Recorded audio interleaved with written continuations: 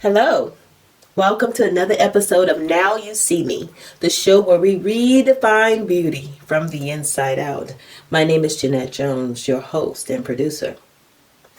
A while back, I posted a meme on one of the social media platforms and it said, I hope you heal from that thing you don't talk about.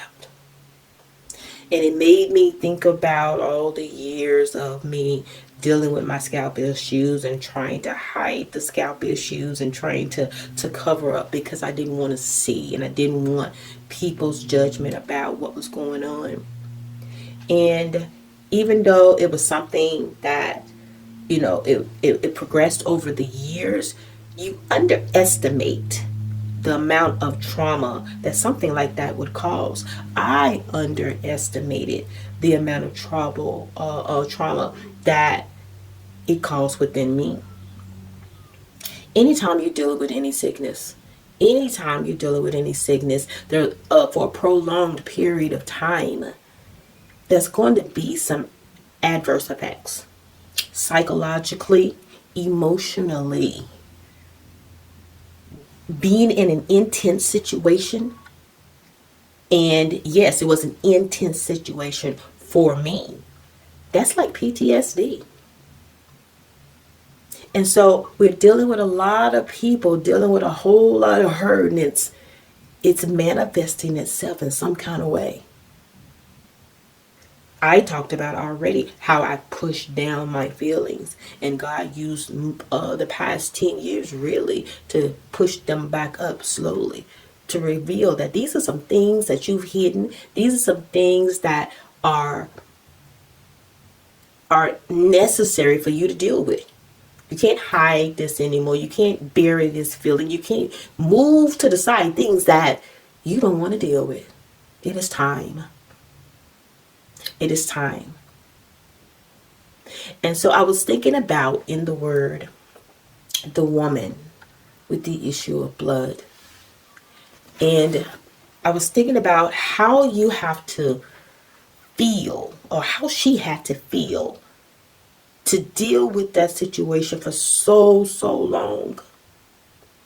First of all, during a monthly period in the word, a woman was considered unclean during her monthly. And then there was like a ceremonial washing that had to happen before she can enter back into the camp. Or anybody around her, if they touched anything that she touched, had to be sanctified. They had to wash. When a woman is constantly bleeding like that, we're more knowledgeable of those kinds of things, some of the causes of some of those kinds of things, but they were not back then. To them, it was just something that caused her to be constantly, ceremoniously unclean. Anytime you're touching the blood like that, or you're exposed to the blood like that, you're unclean. And so imagine the people around her constantly not able to come near her during that time of the month. And so she did what all of us would do. She went to this doctor, and maybe this doctor's going to have the answer. And as she goes to one doctor, they do treatment. Oh, it's going to work. And it didn't. Then she goes to the other doctor. I know that this person has the right remedy, the right procedure. And they go through that procedure and they give her that ointment or they give her that medicine orally. Oh, this is going to work. And she waits for it to work. And it doesn't work. Years and years of being shunned by people because you're still bleeding. Years and years of pouring out your money and putting in hope into things that didn't work. And then on top of that, not only was she shunned, not only did she seek help and it was not helpful, after a while, people just kind of shunned her. That's a lonely existence.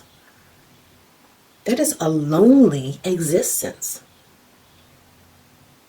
And you think about it, it's not in there specifically how these things happen, as far as how did she get food and how did she go about her day? How did she get the things that she needed just for life? All right, here we go. All right, Luke chapter 8, 43 through 48. It says, now a woman having a flow of blood from 12 years, who had spent all her livelihood on physicians and could not be healed by any, came from behind and touched the border of her garment, and immediately her flow of blood stopped. Let's just stop there just for a minute, because I just finished talking to you about trauma. I just finished talking to you about her dealing with this thing for 12 years. Her dealing with this day after day after day, and the loneliness, and her constantly understanding that she's shunned because of it. And she can't go into the crowd and have a conversation because she's bleeding. And she can't go home to her family, or if she is at home near her family, she's separated from them. That's trauma. And all of my money is gone. I've tried this doctor and I've tried that doctor. Nothing works. That's a woman who is hopeless. But then she hears about this preacher. She hears about this man of God who's doing signs and wonders, and he speaks like no other. Can you imagine the amount of I guess, pull she had to do from the inside to muster up enough hope that maybe he might be the one? I've tried everything else. She had come to the end of herself, end of her help, end of help from people, because she knew that no one else could heal her. But she tried Jesus. He was the last thing left. He was the last thing left. I understand what it means to have to pull out that level of hope when you've been discouraged, when hope has been deferred, whatever it is, the manifestation is delayed. She just wanted to be healed. In verse 45, and Jesus said, who touched me? When all denied it, Peter and those with him said, Master, the multitude throng and press you, and you say, who touched me? But Jesus said, somebody touched me, for I perceive power going out from me. Now when the woman saw that she was not hidden, she came trembling and falling before him. She declared to him in the presence of all the people the reason she had touched him, and how she was healed immediately. And he said to her, daughter, be of good cheer. Your faith has made you well. Go in peace. See, she wanted to do it quietly. Remember, she had been dealing with this for 12 years. You're not supposed to be in the middle of a crowd. You're not supposed to be among the people. You're supposed to be separated. You're not supposed to even be there. And she, in her mind, knew he was her only chance. When you have the chance, and this was like her last chance. This was like her last chance to do what she needed to do. This was her last chance. She didn't have any more money. And yes, it was totally against the law for her to be out in the middle of a crowd like that, especially with tons of people that had to have touched her. But all she needed to do was touch the hem of his garment. She had come to the end of herself. And she had put all of her hope in this one gesture. I can stay hidden. And if I go in between and duck and dodge in between the people, they're not even going to notice me. And all I need to do is grab the hold of his garment. See, by this time, Jesus' reputation had preceded him. And people knew who he was, and he knew he was no fake, and they knew he had come from God. Some denied it, of course, but you know, those who had a mindful spirit, those who were in tune, just this much, knew who he was. They knew something different was different about him. She knew this is it. You reach a point where I got nothing left. And this is where she was. You know, when you're dealing with trauma, and I think about some of the things that she probably was dealing with, especially in the beginning. And at first I was like, okay, this is just something temporary. You're in denial of everything that's going on. This is just something temporary. I'll be healed soon. And then there's confusion about the whole thing. Like, what caused this? What is going on? What is really going on? And then you get angry about it. And angry that you're in that situation. Angry that you have to deal with this in the first place. Angry of how people are treating you. Especially during her time in society. And during that time and in that era. How people were treating her. And then there's fear that maybe she bleed to death. And you know, back then, they were still under the law. They were still under the system. Maybe I'm being punished. There was some kind of guilt. Maybe God is doing this to me on purpose because of some sin I have not committed. I mean, I have not confessed. There was a lot of guilt that goes along with it. And then, of course, when you're dealing with anxiety, you're anxious about everything. I'm sure anxiety and fear hit her head on when she went through that crowd. But her faith in his ability to heal her overrided all of the fear, overrided all of the anxiety, overrided everything. You got to go for broke sometimes. And she probably went through a time where in the back of her mind, is this going to work? Maybe my faith is misplaced. Maybe this won't work. Maybe this is just going to be like all the other times. Those thoughts interject our minds sometimes, don't they?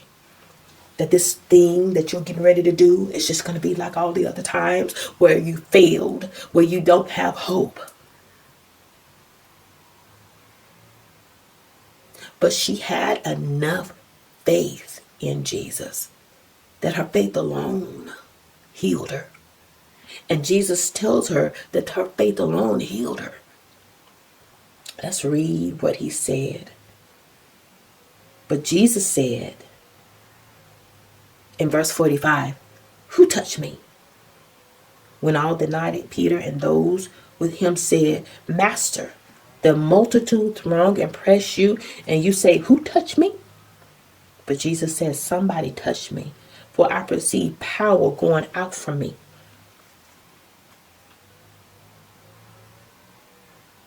Now when the woman saw that she was not hidden, she came trembling, falling down before him. And she declared to him in the presence of all the people the reason she had touched him and how she was healed immediately. She went trembling to him because she thought she was going to get ready to be persecuted at that moment for touching the man of God, for being in the crowd, for not following the law. Law says you're supposed to be hidden. Your law says you're supposed to be at home. Her faith said to get to the hem of his garment.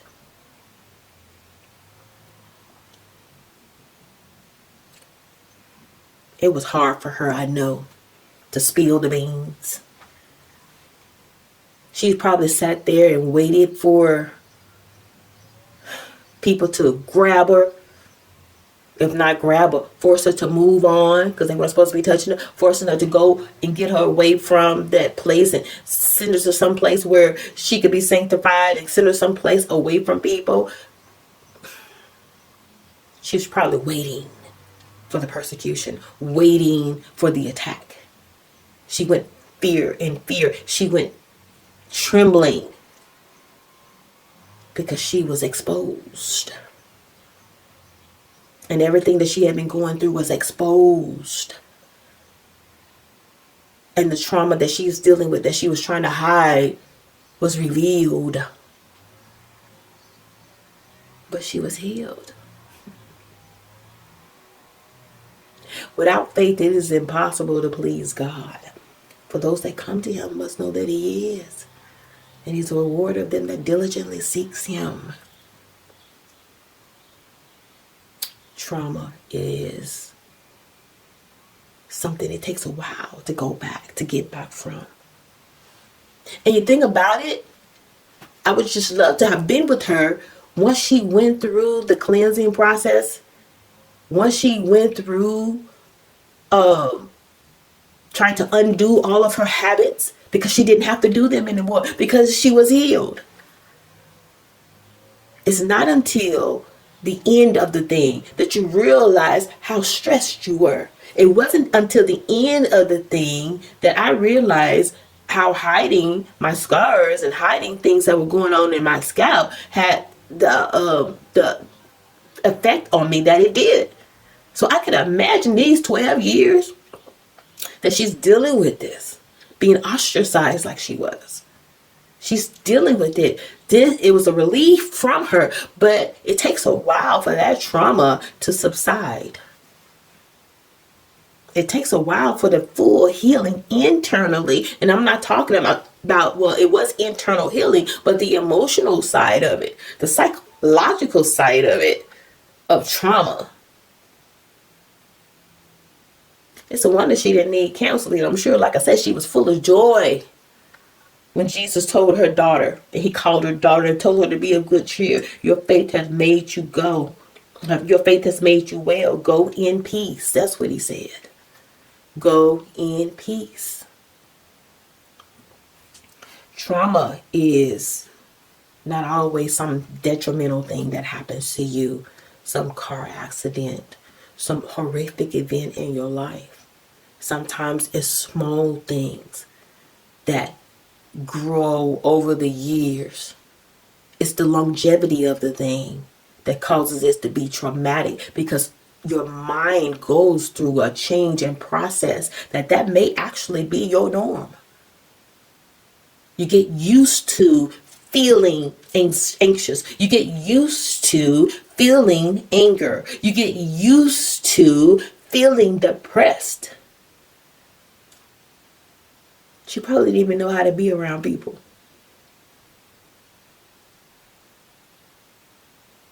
She's probably still hesitant about everything that she had to deal with and everything she had to go through. See, trauma is a real thing. And we don't do what we need to do regarding it. We don't do what we need to do to protect people. We dismiss it. Matter of fact, in a lot of areas, we still dismiss mental health. It's bad. It's really, really bad when you don't have a safe place. It's really, really bad when you're sitting there and you're dealing with fatigue. You're sitting there dealing with insomnia. You can't even sleep because you are afraid that your scars are going to show. See, I wear mine on the outside.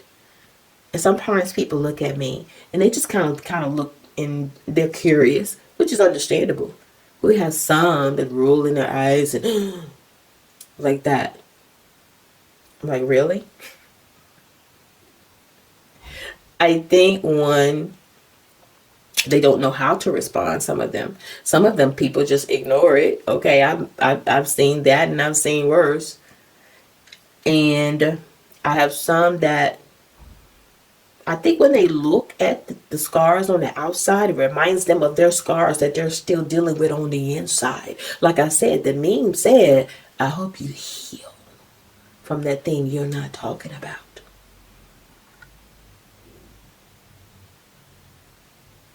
Scars, if you think about scars, they form after there's been some type of accident, there's been some type of event. Physical scars, that's what I mean. The body will heal itself. And if you, let's say, cut your finger or something like that, put a cut on your finger, you're going to see that cut. The body is designed to heal itself. But an open sore, something that's continually not healed. You keep hitting that same area, keep hitting that same area, keep hitting that same area. The healing process is not going to be so easy.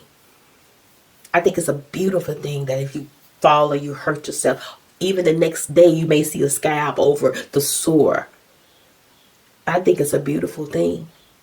But when you keep hitting that same area, the healing process slows down tremendously. I want someone to be encouraged today. I want you to understand who you are. You're not defined by your illness. You're not defined by your scars. You're not defined by your dysfunction. You're defined by what God says. You're defined by, not by your emotions. Because I'm sure she was dealing with a whole lot of emotions over the years. Like I said, there was anxiety, there's fear, there's anger. And she was probably for a while there just nestled in the middle of this torrid amount of emotions. I mean, who wouldn't be? You're constantly dealing with this. And you know it had to have a toll on her psychologically. But she set that to the side. And that's what we all have to do when we're dealing with the scars. Current scars, past scars, things that are replaying itself in your head. Do you have reels in your head? R-E-E-L. Reels like a movie. And you've been through something and it keeps over and over and over again. It just keeps playing over and over in your mind. And God tells you to cast down imaginations, and you do, but it keeps coming back. It keeps coming back. Keeps coming back. It's fight. It's there to help you remember that event. It keeps doing it. The enemy brings those thoughts back into your mind constantly, those intrusive thoughts, to make you remember that incident, to make you remember the horrible side of what happened.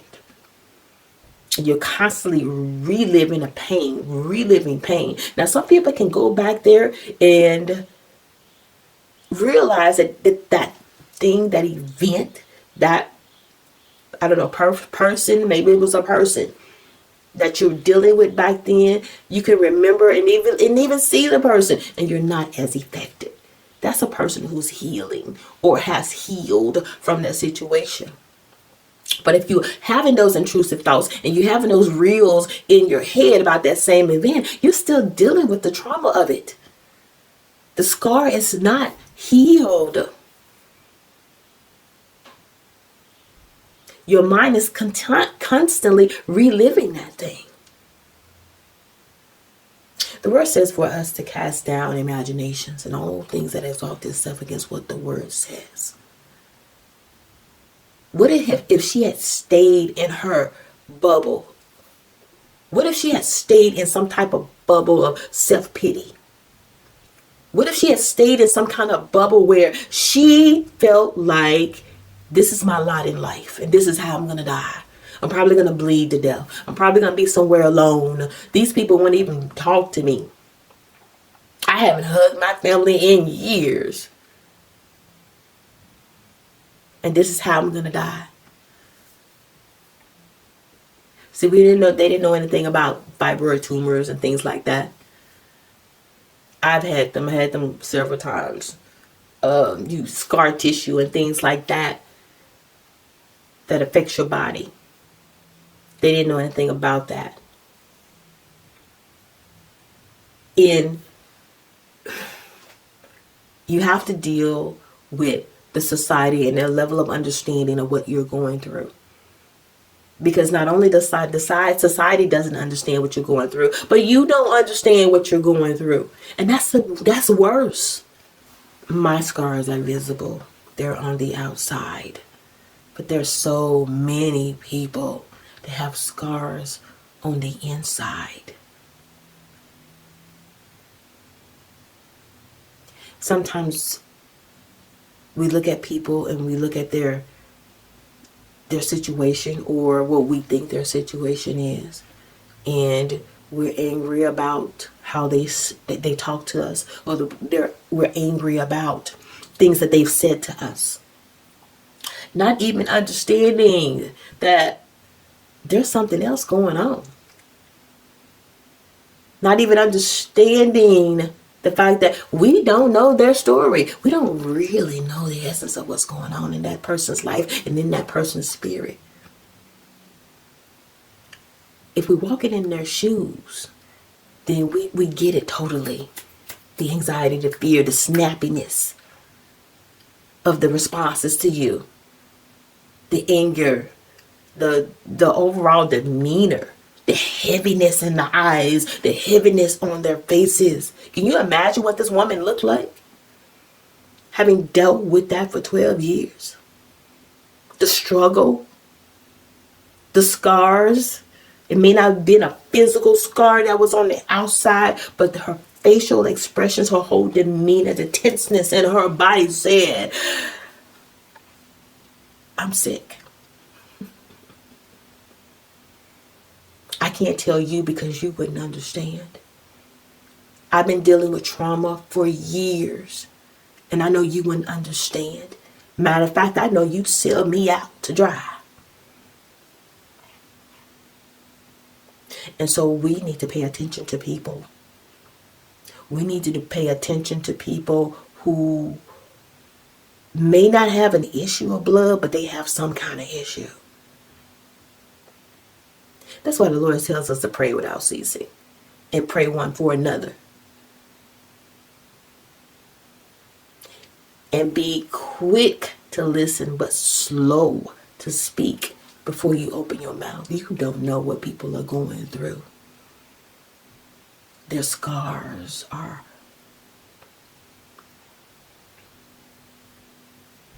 hidden.